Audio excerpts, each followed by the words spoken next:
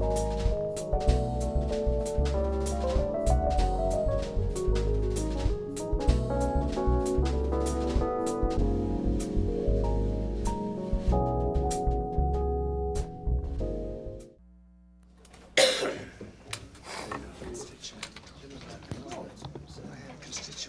evening, everyone. I'd ask that you would please rise as Pastor Dwayne Smith from Abundant Life Assembly Church leads us in the invocation, followed by the Pledge of Allegiance.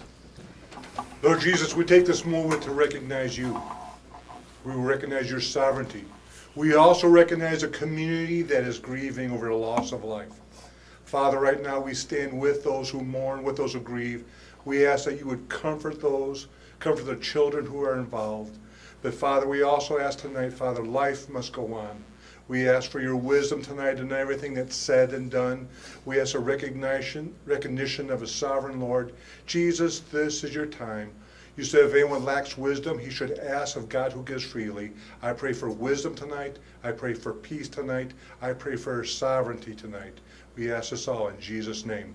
Amen. Amen. Allegiance to the flag of the United States of America and to the republic for which it stands, one nation, under God, indivisible, with liberty and justice for all. Here's the Jimmy in here. What's that? Here's the Jimmy in here. It's 5:30, April 16th, 2018. I'll call this meeting of the Fergus Falls City Council to order. Roll call, please. Here. Here. Here. Here. Here. Here. Christian absent and Rachel. Here. We have a quorum. First item on the agenda is the approval of the agenda, and I would ask our city administrator, Andrew Bremseth, if there's any changes or additions to the agenda. Yeah, thank you, Your Honor. Members of the council, good evening. Excuse me. We do have to remove item number 1 under ordinances and resolutions. We have until June to approve that ordinance or that resolution, excuse me, and as staff, we'd like more time to look at the bigger picture and develop a more concrete plan and have an opportunity to do more education on what that trail would look like and what that funding source means. So at this time, I'd be requesting that we remove that item from the agenda. All right, thank you. Andrew, is there any other additions or corrections to the Your agenda? Honor, under old business, unfinished business, I'd like to add where are we at on car parking, and also a discussion on a work session on project priorities.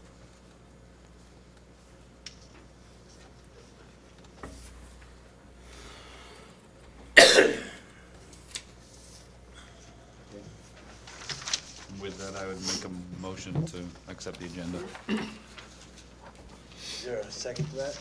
Second. Thanks. Thank you, Tom. All in favor of the motion, say aye. All right. Aye. Opposed, same sign. Motion carries. Under public hearings, we have no public hearings this evening. Under awarding of bids, item 1, we'll need a resolution providing for the issuance and sale of $1.2 million in general obligation bonds, system revenue bonds. I'll call him Bill Sonmars. Thank you, Your Honor. On your desk tonight, I have put a handout that gives the bid tabulation. We went and received bids today for the landfill bonds. As you recall, we're doing a project out there, expanding the demolition cell, installing a leachate collection system, and that system and the infrastructure related to that will be useful for the life of the landfill, so probably the next 60 to 70 years. So we're looking at a long-term project here. The amount of bonds actually we're looking at issuing coming down a little bit from what you have on your agenda to $1,195,000. So that is good. Interest rate a little bit lower than what was projected. We did receive 2 bids from Northland Securities and Robert W. Baird and Company. And you'll notice on your handout there are these syndicates that are put together. So a lot of these other bidders, they're funneling under Baird and under Northland Securities, and that's kind of the wave of the future, I guess, with that.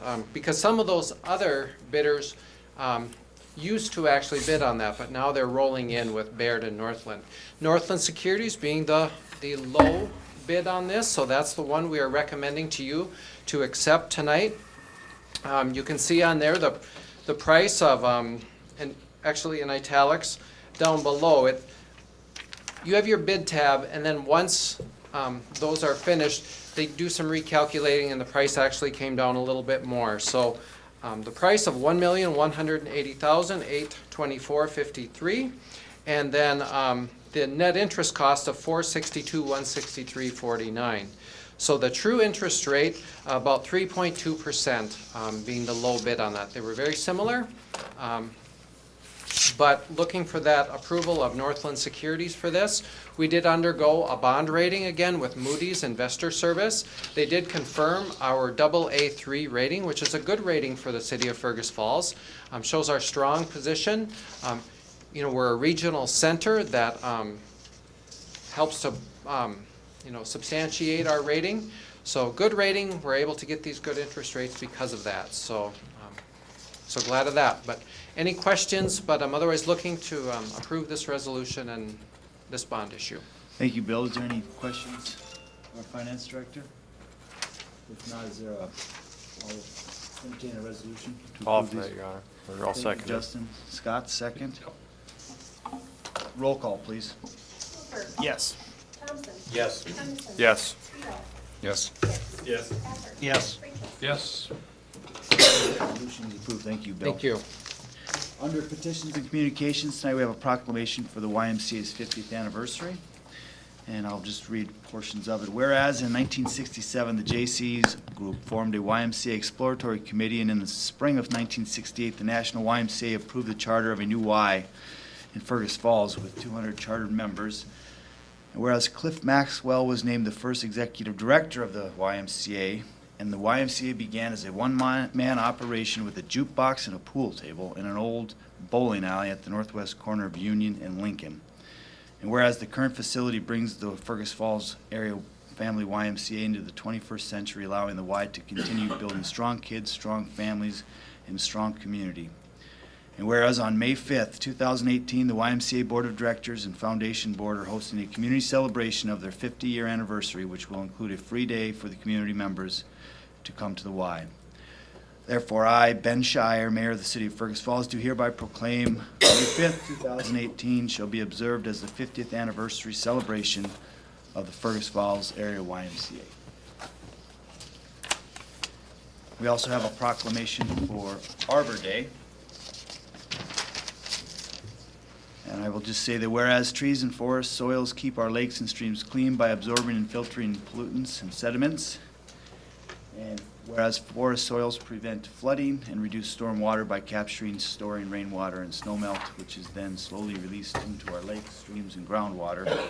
And whereas last Friday in April, throughout the month of May, citizens of Fergus Falls pay special tribute to our trees as natural resources and rededicate ourselves to the vitality of our forests.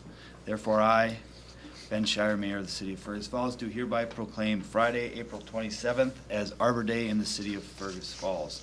And I urge all citizens to celebrate Arbor Day and support the efforts to protect our trees and woodlands. Item number 3 is a bar engineering presentation. And I would call on Brian to introduce the presentation. Yes, thank you. Good evening, Your Honor, and members of the council. If you recall, this is Bar Engineering and Bolton Mink Engineering are here to give you an executive summary in regards to a look at the Hoot Lake plant closure and how this may affect our city utilities. Upon completion, these gentlemen will be here to answer any questions, but as what I'll be requesting is to accept Bar Engineering's preliminary engineering report for this project as requested. So at this time, I'm just turning over to Bar Engineering and Bolton Mink.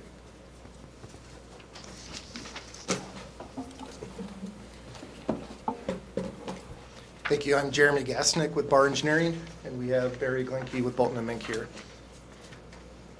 The question we were posed to ask or look at was what effect does the closure of Otter Tail Power's Hoot Lake plant have on city infrastructure? We generally broke this up into 3 main project phases, the team did. First phase was data collection. We looked at city infrastructure plans. We talked to Hoot Lake plant. We evaluated their data, collected their power production and temperature information. We did visual inspections, and we also got some feedback from residents. The second phase is really our analysis and modeling phase. We evaluated and modeled existing river conditions and then looked at post-closure river conditions. And then the third phase was evaluating the impacts that the river changes had on the city infrastructure crossings. So a quick overview of the project area. We looked at, kind of difficult to see here, I apologize. Upstream of the city and the plant, starting at the Hoot Lake Diversion Dam, which diverts water either around the Otter Tail River through the city or diverts it to the lake system, Right Lake and Hoot Lake and Right Lake, from there into the city's water treatment plant and then the Hoot Lake plant. We evaluated down through the city, through the dam, Central Dam, and then ultimately down through the reservoir and the Piscah Dam. Here's a quick zoomed in view of the Hoot Lake plant focused area. You can be able to see the upstream side, the Right Lake and the diversion channel. The water treatment plant intake is at that location as well. Water flows, so water then flows through the lake into the diversion, into the intake tunnel, flows into both, the plant has a hydro unit and 2 thermal units, and then both of them discharge downstream of the plant and back into the Otter Tail River. So the first phase we did was started by evaluating the hydraulic conditions of the river. We broke the river down into 5 reaches based on similar characteristics. We used USGS data upstream and downstream of the river to average the flows. We primarily focused on winter conditions. We were looking at concern with heat loss and the buildup of ice conditions. And then based on that, we were able to develop travel times for each of these reaches through the city. Once we had flow characteristics developed, we were able to model temperature. We had known river temperatures at the Mount Faith Main Street Bridge, just downstream of the Hoot Lake plant. We then used a energy balance model to evaluate heat loss as water traveled downstream through the river reaches. Ultimately, again, trying to determine how far downstream it takes for water to drop a degree and get down close to freezing temperatures. We then took a look at the plant's power production, primarily again through December, January, and February months, and there was a clear correlation between power production of the plant and river temperature, so we could see that through the modeling. We then took a look at what the river conditions post plant closure would be. We started at the hydraulic conditions, and we don't anticipate any change in flow downstream of the plant. The hydro operation will continue to operate after closure, and any of the cooling water that is routed through the plant will continue to be routed around the plant downstream. The thermal operations, the heat added to the river from the condenser cooling water, will be removed. So we do anticipate the river will be susceptible to ice formation further downstream. Before existing conditions, it's looking like 2 to 4 miles could be open downstream. It's looking more like it could be half mile to a mile, depending on a whole variety of factors. But this is primarily occurs, any ice buildup primarily occurs at the river's edges. Water generally flowing in the middle of the channel at those speeds tend not to freeze. I'm going to turn it over to DeBerry to talk through a little bit more about impacts. Thank you, Jeremy. So after all of that, we put all that information in and started looking at your infrastructure, bridges, water, sewer, storm sewer. So with that, we came up with some thoughts, ideas on what might happen once that all happens. As you can see up there, and what Jeremy referred to we're essentially going to lower the water a little bit. It's not going to have the heat energy in, so we're going to increase ice a little bit more. I don't know, whatever Mother Nature chooses to do with us. So predominantly, we're looking at probably a buildup of ice closer to the North Concord Bridge in that area. It's kind of where our velocities slow down and the temperature makes up to get it to ice. So that's where that's going to happen. So we looked, anything upstream of that, no real concerns that we're going to look at. The one item we did look at was the railroad bridge by Lincoln Avenue there. Has a very low clearance over the water, the normal water elevation. So there's some concern with that, with just ice flow and more ice, those types of things. The good news is you guys don't own that railroad bridge, so it's not a lot of your concern, and it'll help protect your Lincoln Avenue Bridge. As we go further south, downstream, and we go through Central Dam, we do have a utility crossing there for the river end. If you've been down there at all, you know that's a little bit higher elevation over the river. And then down at the next one here by Union is the other one, where we'll have that utility crossing. Oops, this one. So those are those pictures there.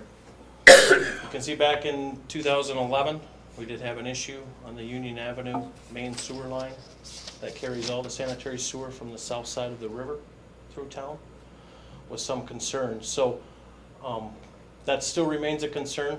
Might happen a little bit more often with the drop in temperature. As Jeremy mentioned, slower water along the edges, ice breaking away with the flow, those types of things.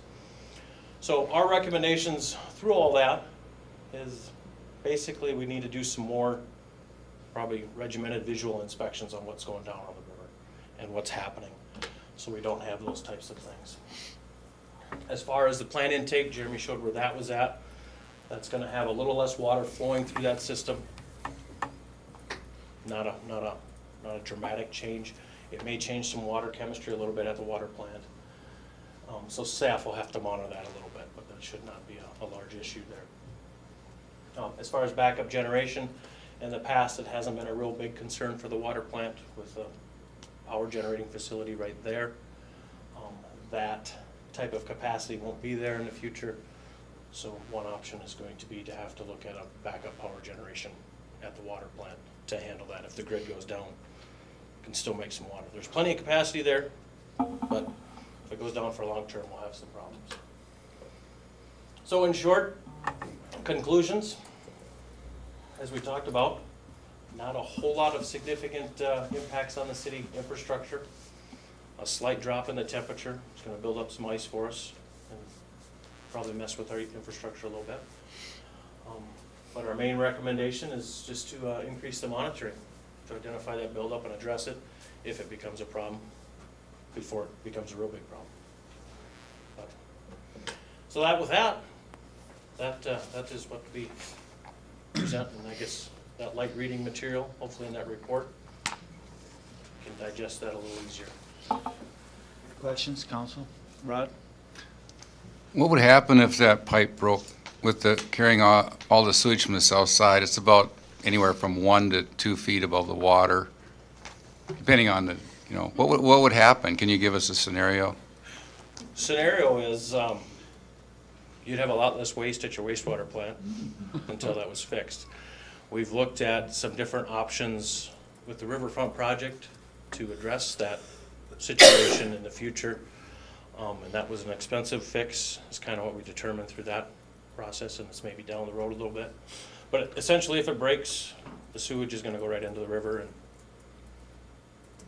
go on downstream. Go to Canada. Yeah, it'll warm up the river on the way down the stream. Yep. Well, but half of your, Brian, how much you treat a day? Geez, you asked me those. 2.5 million? 2.5 million, so Half that, so yeah. We would roughly 1 million gallons of water a day of sewage. MPCA would be a real big fan. We've never seen it, we've never been able to see a time when the ice, because we've always had the heat in the river since that was built after the heating plant, et cetera, so we don't know really what to expect there, right? Yeah, we don't know, and that's what we're gonna have to probably do some more regimented monitoring of what's going on in the river, so we can address that. But long-term solution is probably getting rid of that gravity system to a pressurized system, and we can move that pipe out of that area, whether well underground or well over top. And then, Your Honor, if I could, just liability, does our attorney know, who's liable if that were to break at this point? We would have the responsibility to fix. I think the indicated, our biggest issue would be with the MPCA on how quickly we could address the situation. I suspect that we would look at replacing or at least patching the best that you can to limp along, but that would probably force a more permanent solution to present itself sooner. It's hard to tell you whether, if that happens or not, what would happen. Sometimes those kind of events bring to light some deficiencies in your system, but also bring to light some funding opportunities for those deficiencies in your system through the MPCA, so.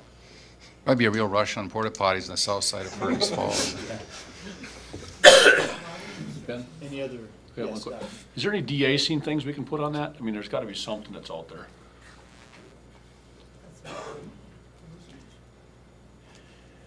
There's chemicals you can do. Well, but I you was don't- you thinking don't wanna more do of that. a You could always run your heat tape. heating system of some sort. Yep, that kind of There's gotta be something, that'd be maybe a Brian question. Something I could review. That would be something we should look at, right? Yep. For, Yep. Obviously, we'd have to do look we at know both it's first. like, how many million to replace it, fix that thing? It was lots, so. There's gotta be a system, I'm sure, that's out there like that, so. I think that'd probably be a reasonable step when you look at monitoring and see how it's performing.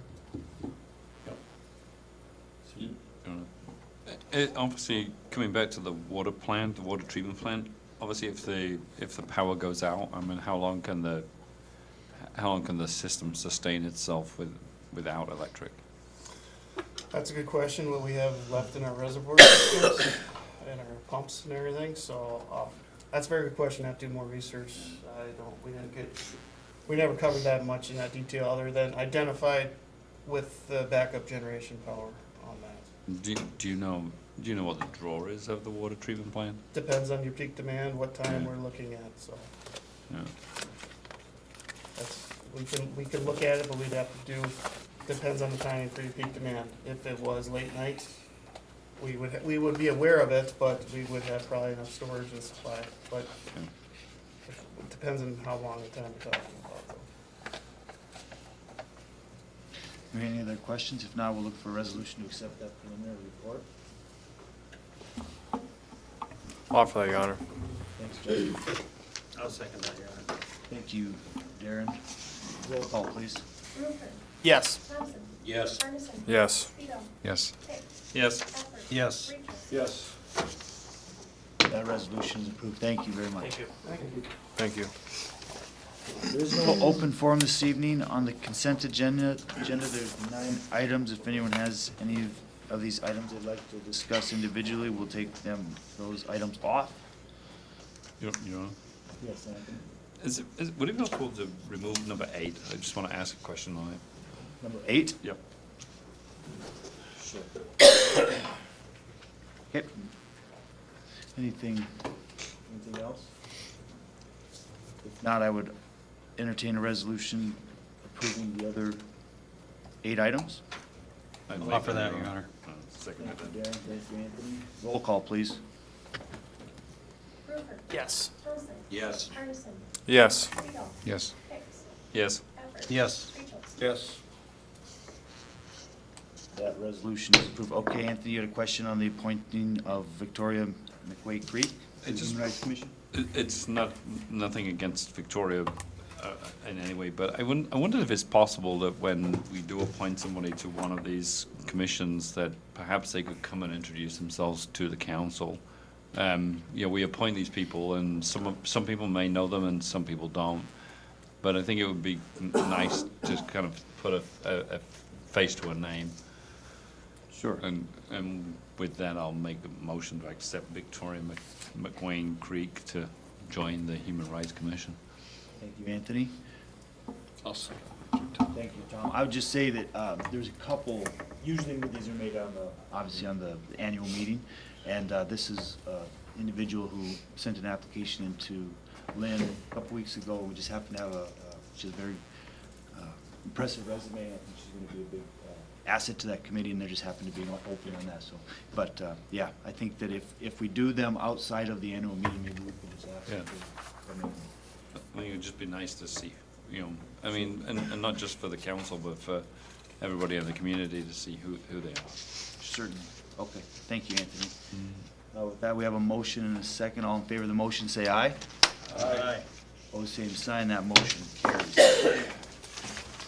Under ordinances and resolutions, going to item 2, a motion to direct the city attorney to draft an ordinance amending city code 6.23.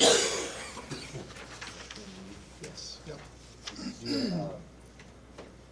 That was discussed at the committee, and that's relating to the noxious weed ordinance that the Natural Resources Advisory Committee brought forth to us at the committee. Speak to it. You want, go ahead. Andrew, sorry. Thank you, Your Honor. Members, real quickly, at the committee meeting, you guys asked staff to bring back a recommendation regarding the fees because the committee, the Natural Resources Committee, had recommended that we waive those fees. And we did a little bit of research over the last couple of days, and we found, part of the discussion on Wednesday was talking about signage for people that would utilize this ordinance and have native plantings. And just for an example, I didn't print these out for everybody, but I'll hold it up. Just for an example, a sign like this, which would be posted with every area that was planted, with the post and everything, that's about $50. And to have uniformity and to have consistency, the staff thinks that these signs could be produced or should be provided by the city to anybody that has these permits. So currently, our fees are $75 for 1 and 2 family lots and $150 for other lots in the city or commercial lots. I pulled some data from January 1 of 2017. We've only had 5 permits in that time. Keeping in mind that this sign with the post costs about $50 for the city, and that's shopping locally here in town, staff is recommending that it may be necessary to just keep the $75 fee in place.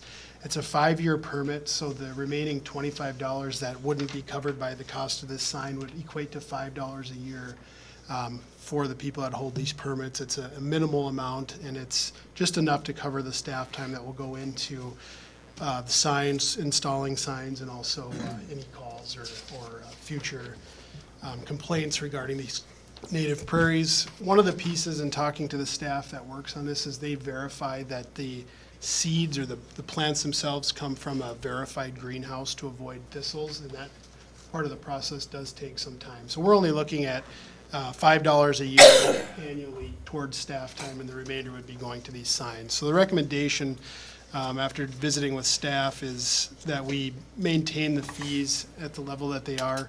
We only have one of the fees that's at the $150 level, and I'm comfortable doing whatever the council wants to do on that. But the remainder, we have maybe 6 or 7 total in the whole city, and only 4 of them that have come since the beginning of 2017. So just a very minimal amount of people, and the fees, the way they are today, would equate to just a very minimal amount for that actual permit on top of these signs. Just a quick question. Does the commercial place, does that warrant more than just the one sign, or just one is usually takes care of the two? I think one should be sufficient on all these places, and we'll put it in the most visible place so the public is aware. Thank you. Yeah, do it. Maybe I was wrong, but at the work session, this is a 5-year thing, but I thought it was like a one-time fee. I mean, if they have this area, they don't have to come back every 5 years and reapply and pay this fee, correct? There is a renewal, and the renewal is currently $50. Because the sign would already be existing, I would suggest that the renewal fee could be either waived or could be $25 to be consistent with that $5 annual fee. Right, it'd be an additional 5 years if they get it renewed. Okay, thank you. If not, is there a motion to direct our city attorney to bring us back to that ordinance? Didn't make that, you know. Thank you, Anthony. Rod, thank you. All in favor of the motion, say aye. Aye. Opposed, same sign. That motion carries. Just point of clarification on that, Your Honor. Yeah. As for that renewal fee, are we gonna leave it at 50 then, or are we gonna adjust that?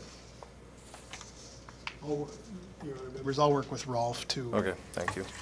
finalize what that looks like, but I, Typically, with the ordinance, it won't state the fee amount. Right. That's set by resolution, and Okay. you can review that when you set your fee schedules. So, Okay, thank you. Item number 3 is a motion directing the city attorney to draft an ordinance rezoning a parcel of property located at, attached to 701 D'Amica Drive from RA to R1, as requested by the city of Fergus Falls. Amy, did you want to speak to this? Good evening, Mayor, council members. The action before you is in consideration as of a rezoning of a small parcel that, as you recall, the city sold a small piece of land to an adjacent property owner around the area of 701 D'Amica Drive to make for a larger buildable lot in that neighborhood. This is a city-initiated action to rezone that purchase to be in conformance with the overall neighborhood zoning. Any The questions? Yeah, the planning commission did consider the item last Monday and held the public hearing. There was no one in attendance at the public hearing and no communication from anyone within the public hearing notice period or notice area for the neighborhood itself. So, Thank you, Amy. Any questions? Amy? Just one question, Your Honor. Do we know, what was the cost of that? Mayor, Councilmember Speedall, I wasn't involved in the sale of that property, so I don't have that information. Okay. I don't remember either. I'm trying to dial back, but, we had it evaluated, and it was fair And we market had the value based appraisal. upon an appraisal.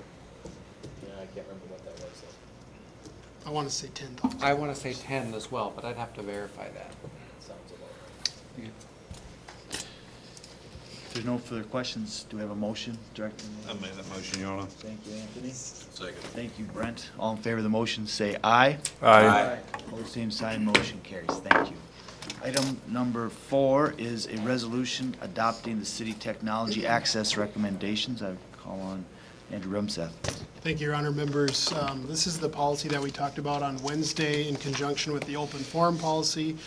We thought it would be better to have these two as separate items. Basically, what's in front of us tonight is a memo from our IT manager, Tony Neville, recommending that we restrict access to the AV equipment in the council chambers and other city computers to city staff only, recommending that we don't allow external devices from the public to be connected to the city computer or the city network because of the fear of viruses, malware, other objectionable personnel data exposure, et cetera.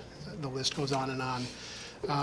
It would also restrict access to internet content without prior approval or authorization, and we would not allow for access to computer sharing without prior approval, whether that be join or Skype, GoToMeeting, or any of the other platforms that would be used during a council meeting. Just to have control over what could potentially be going into the city's computer system. So it's really just abundance of caution to ensure that our internal network is secure. And, anything that does need to go in there in way of presentation would be provided to us beforehand, and we'd be able to upload it without using an external device into this computer. Any questions? I think in light of what's happened in Atlanta, it's a good policy, so I would make the resolution to accept the change. Resolution, do we have a second? Thank you, Tom. Any further discussion? Roll call, please. Yes. Yes. Yes. Yes. Yes. Yes. Yes. That resolution is approved. Item number 5 is a resolution adopting the amended open forum policy. We had a good discussion on this last Wednesday at our committee of the whole meeting. I'll again call on Andrew Brumseth.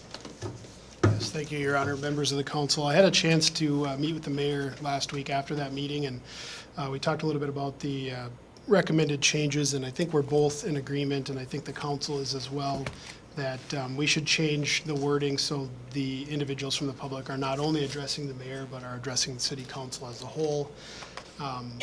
One of the things we talked about exploring further is the idea that Councilmember Hicks brought up at the committee meeting on Wednesday, and that would be setting aside a time, whether it be 10 minutes at the beginning of the meeting, the end of the meeting, or something else, having that be a standing time. If there is nobody here to speak on the policy, we would move on to another item, but plan that there would be that time set aside every meeting for the public to speak. The intention of revisions to this policy are not to restrict the public the opportunity to speak or to get in the way of the citizens interacting with local government, but instead to ensure that there's efficiency and to protect from, you know, a topic going way off the rails, so to speak, and having some formal guidelines in place. So as staff, we talked about this morning. We're comfortable with whatever the city council wants to do, if it's the policy that's presented, sticking to the 3 minutes per person, or if we want to set aside a time. And then the other thing that's really up for debate is whether or not we should continue to ask for materials in advance of the meeting. I think it's good practice to have a heads up so we're able to be responsive if necessary, but the idea of the open forum is not something on the agenda, not something that we're going to act on. So in asking the public to really be involved with our local government, I can certainly entertain the idea that people don't have to submit something beforehand as well. So it's really up for debate at this point in time, but we really need to have some guidelines in place to ensure that people that are speaking to the council are respective of the council's time and the fact that we're here to conduct city business and to maintain a respectful and productive environment. Okay, thank you, Andrew. We can, I guess I just start off by reiterating, I think that the less restrictive we are, to me, the better off we are in our interactions. Certainly. I just would say that I think I've said before that the less restrictive we are, the better off we are in our communications with the public. I have talked to several people, and now that we have committee meetings on Wednesday mornings and packets go out by Thursday, that gives a very small window for people to even know what is on the agenda before they have the time to submit an open forum request to be considered by the council. So I guess it's up to the council what they, which direction they'd like to go. I don't think anyone has a problem, you know, limiting the time to a reasonable amount, and 3 minutes probably is reasonable. But it would seem to me that some of the other restrictions just go against having open communication between the public. We have access to an awful lot of information that the general public sometimes has to seek out, and so I think that the more open we can be with and we're elected officials, and if we can't have citizens address us once every 2 weeks, I think that we should reconsider that personally. But I'd be happy to hear what other people say, because I know that I've heard other discussions, and I think there's some people in the audience that might want to speak to this as well. But yeah, Brent? I mean, I agree with a lot of what's in here. I mean, we had a open forum here 2 weeks ago, and we received one of these, and all there was a name at the top, address or whatever on the bottom. That was it. They didn't fill out what they were going to talk about, so we had no idea when they showed up here what the discussion was going to be about. So, I mean, I would just like to see, you know, when these things are filled out, I mean, they're just throwing their name on them and, you know, sending them in. This way we know what to expect when these things come in, and we're able to address their, you know, their needs.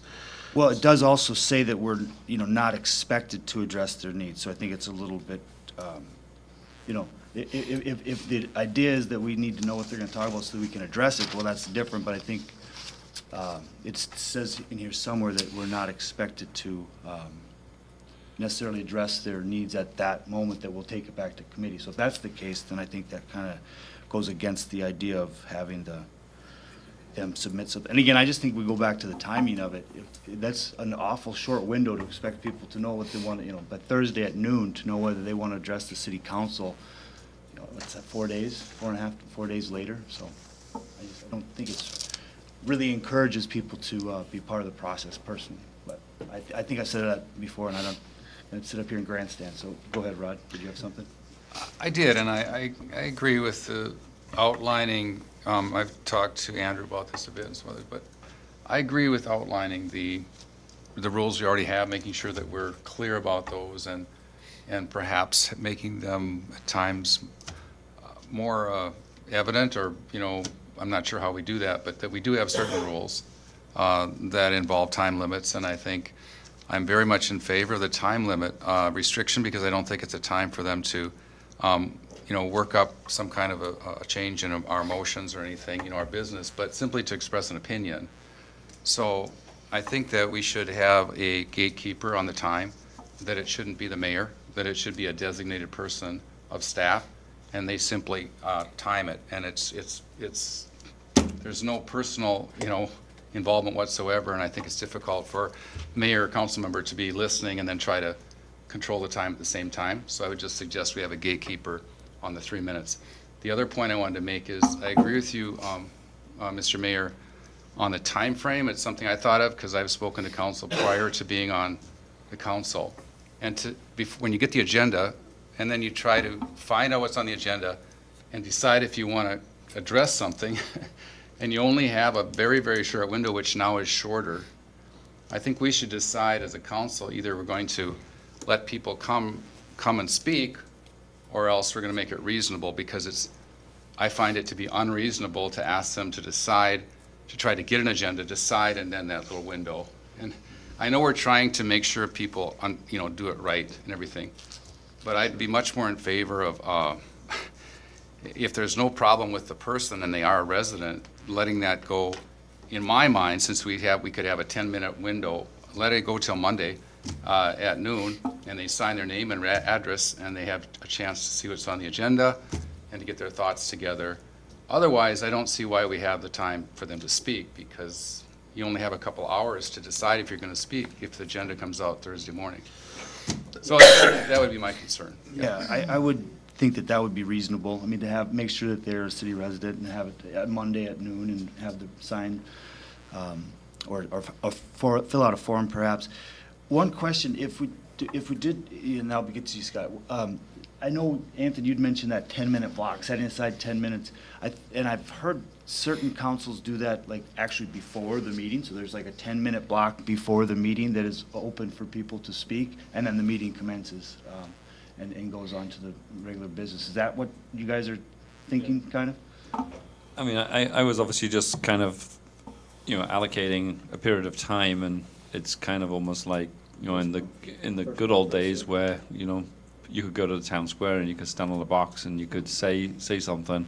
Albert might remember that. But It wasn't that long ago here. No.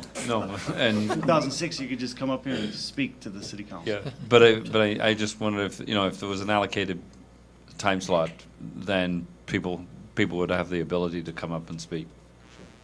Scott? When you talk about the timing, if it's on our agenda, they can speak at that point. I mean, it don't have to be an open forum part of it. Open forum is for if you got a question about something that they want to bring an idea or something to them, or it's not really what's on the agenda, it's something else. And so I don't really know what we're kind of getting at. If you want to speak about something that's on the agenda, you don't have to be on the open forum. Right, but they don't know what's on the agenda until Thursday at noon. It doesn't make it come Monday and know what it's, and it doesn't make any difference because they don't have to file an open forum meeting, because you could speak to something, like you want somebody to speak tonight about this. Sure. I mean, it's. Sure. Yeah, go Can I ahead. make a comment? Public doesn't tend, people aren't gonna like to hear this, but they don't have the right to speak on anything. They have the right to hear. They have a right to listen. They have a right to see what you're seeing. They have a right to watch you. So giving them the open forum gives them the opportunity to present ideas. But otherwise, you don't have to stop and say, okay, resolution directing the city attorney to draft an ordinance. Anyone in the audience want to talk to that? True. You don't have to do that. So I think moving forward, I like the idea of having an open forum period of time, whether that's before the meeting or during the meeting. That's completely up to you guys. But I think it serves a function. I agree we have to have an open forum. I'm not arguing that. It's just that for sake of, Lynn, I mean, getting your packet out so we know what's coming for us. Yeah. And that's kind of a, and otherwise we gotta sit and we don't know what's coming for an open forum, and so we don't have no idea what we're gonna be listening to. And it's, Sure.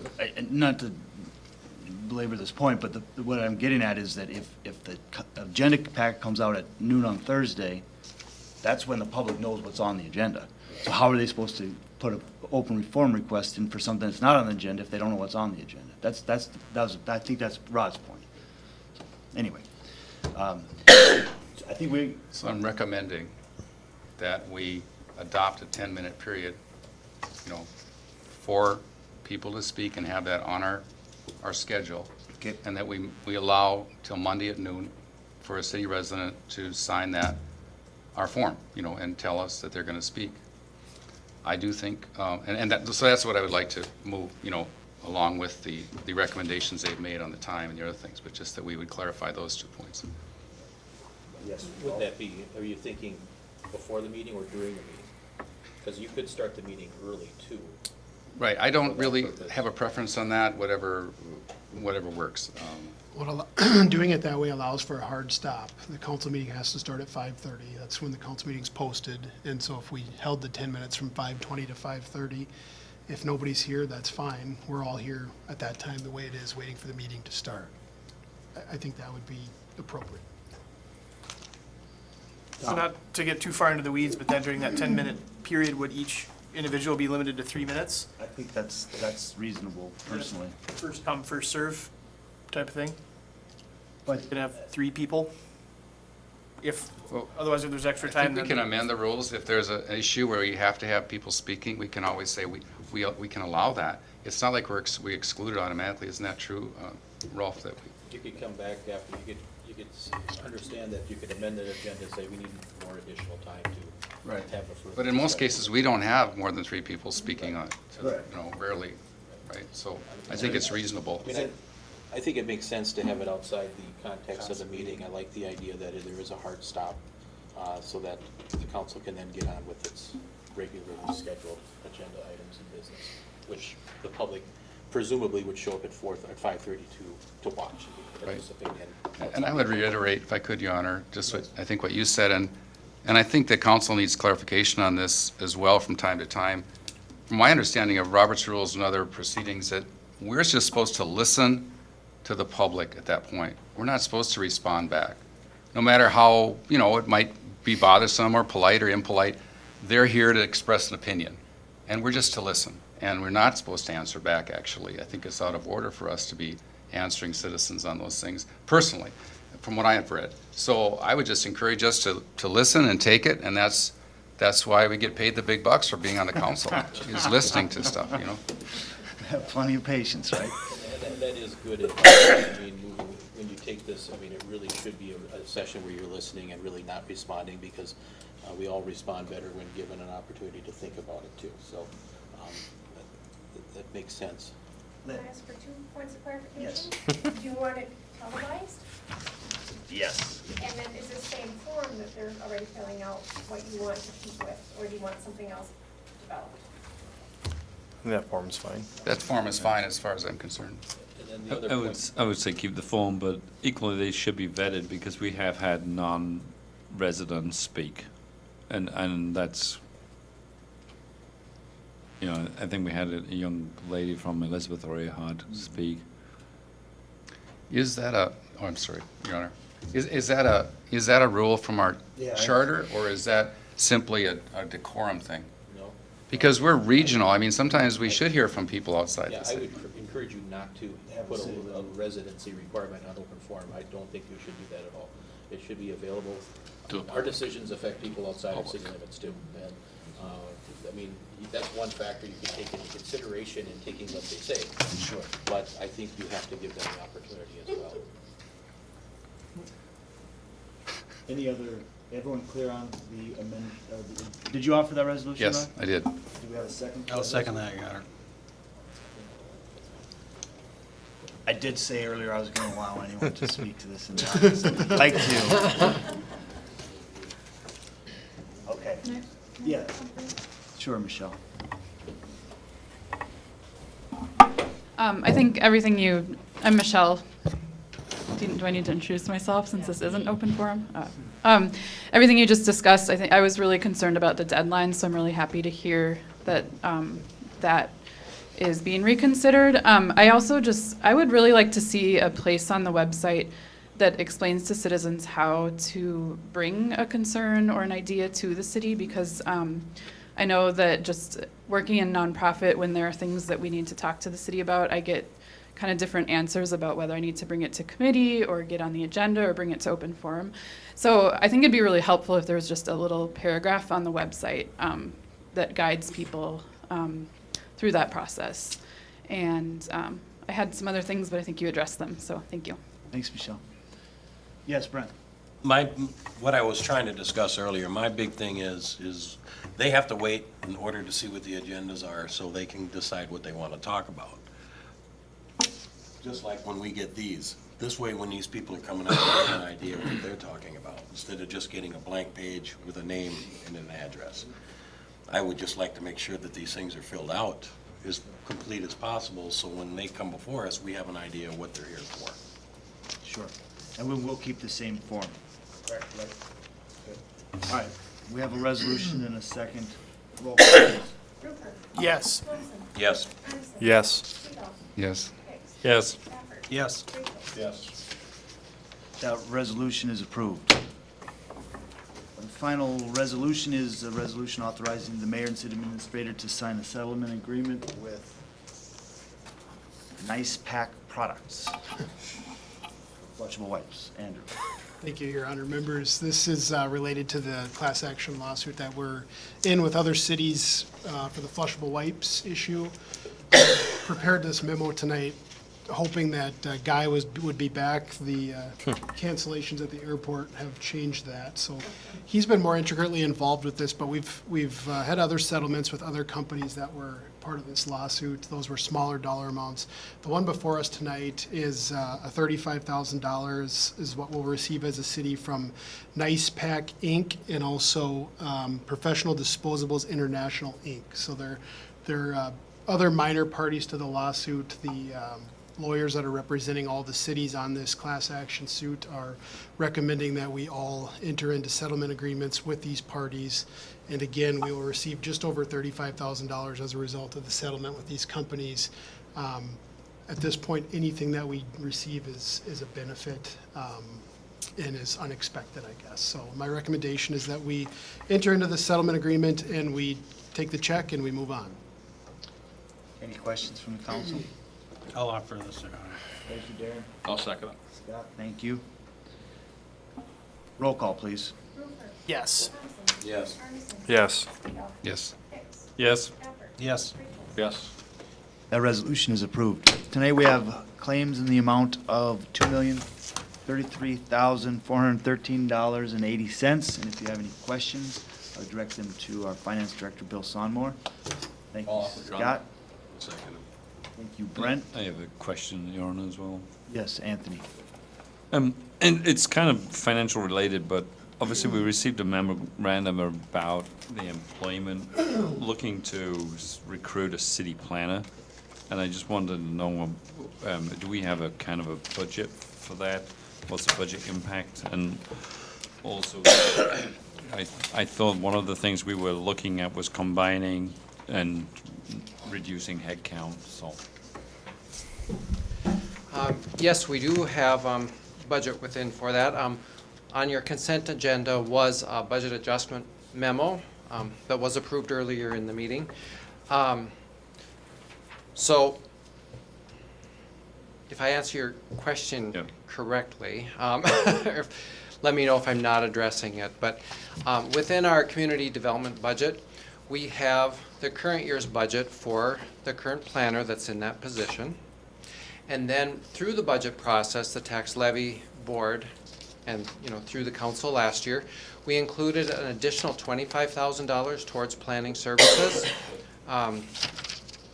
For the remainder of the year, what we're looking at is using some savings from our workers' comp. The good news is that you plan for a budget increase on your workers' comp. We actually, our premiums were less, so that was very good news. So some of that savings allow us to get a planner in the door a little sooner, have a little overlap with the current planner. So that was the goal on that. Have I missed any of your question? I can speak to the other portion of it. Okay. If you Okay. Stay there just in case I'll there's stay here. follow-up. I don't know that we ever thought about replacing or having less bodies, but we did consolidate the Economic Development Director and the Community Development Director into one, with the intention of then either having a consultant planner, which I guess wouldn't be a full-time employee, or having a full-time city planner, but that would not be a department head position. So the thought would be that we would save on financial resources because we consolidated 2 department heads into one and then backfilled with a mid-level staff person. We talked at length, several department heads, about whether or not a consultant planner was more beneficial to the city than having a full-time staff person. And the consensus was that having somebody here day to day in a growing city like Fergus Falls, in a city that hasn't had a pure planner in play with some of the variances and zoning activities for several years, it made a lot of sense to have that expertise on staff that will help not only the city staff, but also the public and the council understand future land use and some of the other big things that are going to be before us in the coming years. So having somebody here to answer questions and be a resource to everybody, we determined was the best way to go. And you know, in 2019 and years ahead, we'll be well ahead on finances based on having the consolidation of department heads and then backfilling with a mid-level position. Any other questions? Not, there's a resolution and a second. We have a presentation of claims. Roll call, please. Yes. Yes. Yes. Yes. Yes. Yes. Yes. The resolution is approved. Under Board, Committee, and Department reports, tonight we have a resolution approving the Legislative Committee recommendation for amending the state bonding request for the Regional Treatment Center. I'll call on City Administrator Andrew Brumseth. Yes, thank you, Your Honor, members of the council. At the last couple council meetings, we talked about the Legislative Committee working to come back to the council with a request to amend the bonding bill. In light of some of the recent development activity on the east and west attached and the need to utilize historic tax credits, we determined that it was best to amend our request, and really we're doing this as a compromise. The request that we asked for, if we're successful, we're going to not only move forward with this redevelopment with the developer that we're currently working with, but we're also going to move forward with areas of demolition and deconstruction to reduce the square footage of the campus. We've heard from both sides really of the issue, and I think this is a compromise in the sense that we're moving both paths forward. We're getting redevelopment in some areas, but also eliminating other areas of the campus. So the recommendation tonight from the Legislative Committee is that we amend the bonding request from $8.9 million to $3.95 million. The $3.95 million request compromises of $3.446 million for the demolition of buildings 3, 25, and 32, and I think we have a map that we can pull up on the screen, which will be helpful. And then that also includes exterior envelope stabilization for Building 1, which is the main tower, as we've made a commitment to keep that building. So that dollar amount, the $3.44 million, does not include mothballing monies, does not include monies for stabilization of any other building except for the tower. Looking at that map, the buildings in red are the 3 that would be slated for demolition. The buildings in blue would remain as is with no additional resources spent on them. And then the green main tower there would be the stabilization. The remainder of the $3.95 million, which comes out to just over $500,000, would be a cash request from the state. And the rationale behind that is that would serve as continued holding costs and maintenance costs, protecting the local taxpayers from a local tax increase, as those would be the funds that would fund, like I said, annual holding costs and provide that added protection. The funds that we have in cash right now from the state legislature are dwindling, and that was really the rationale for really pushing this entire project forward in this legislative session. So replenishing that to $500,000 will buy us additional time and to work on redevelopment of the remainder of the campus. There's no budgetary impacts at this time. I think really the important thing to note is the Republican House put out their bonding target earlier this week, and their bonding target is $825 million. And the last time I had heard the state legislature has received over $4.5 billion worth of requests that are going to be whittled down to $825 million. So there's going to be about $3.67 billion worth of projects that don't make it into the bonding bill. This legislative district has 5 or 6 bonding requests, and keeping those things in mind, I think that moving this dollar amount down is favorable not only for the legislature, but for the city of Fergus Falls to be successful at the legislature, but it also continues to accomplish the goals of the people that want the footprint reduced, and quite frankly, it accomplishes what the Friends of the Kirkbride noted at their rally. That would be that they would not push back on anything if it ensured that the horseshoe of the campus remained. So I look towards the Friends of the Kirkbride to embrace this because it fits within exactly what they were hoping would happen. It also allows for development. It allows for our chances at the legislature to be more successful, and it allows for demolition of a substantial portion of the campus. So with that being said, I would be glad to answer any questions. We spent a lot of time. We've met several times on this as a committee, and I truly think that this gives us the best ability to be successful at the state legislature this session. Thank you, Andrew. Well said.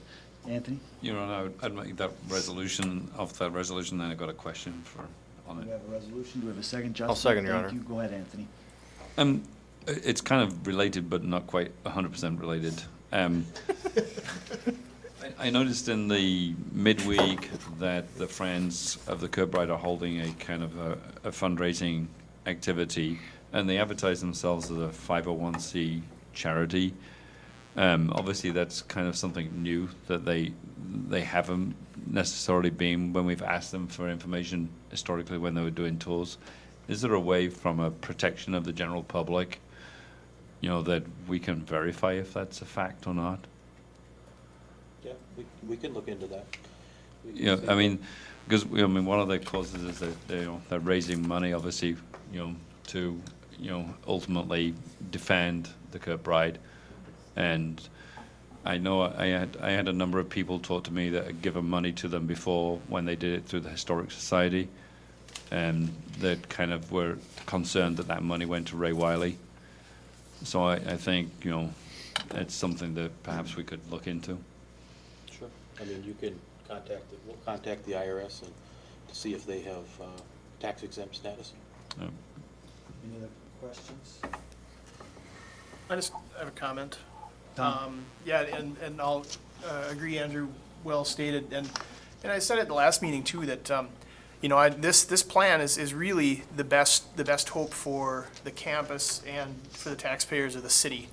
It's the best hope of any chance of development. If we don't get the money from this bill, then as far as I'm concerned, that's going to jeopardize the future of the entire campus, and also jeopardize the taxpayers of the city with possibly having to be on the hook for demolition costs, et cetera. So I would just encourage everyone involved, get a hold of your legislators, tell them that it's important for this bill to pass, get a hold of the bonding committee members, tell them the same, and we'll get this passed, and I think it's a great compromise. It's a chance to to try to save some or even all of it, depending on what comes forward, without being a burden on the taxpayers. So just say my piece there. Thank you, Tom.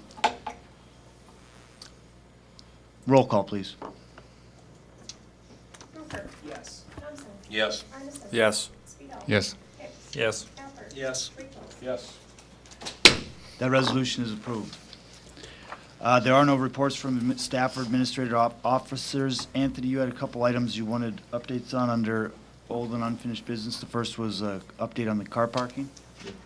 Obviously, we kind of did a public forum at the Senior Citizen Center where we asked downtown businesses and obviously citizens to come and talk to us about views on downtown parking, and that was probably a month ago. And I think it's beholden on us that we should follow up and do something, whether that's having a work session. We've talked about implementing the rules that technically are in place, but we don't enforce them. I think it's a loose end that we need to tie up and make a decision on whether it's just that we're just going to go home and leave it as is. But there's still people concerned about, people parking, downtown for the whole day and blocking businesses.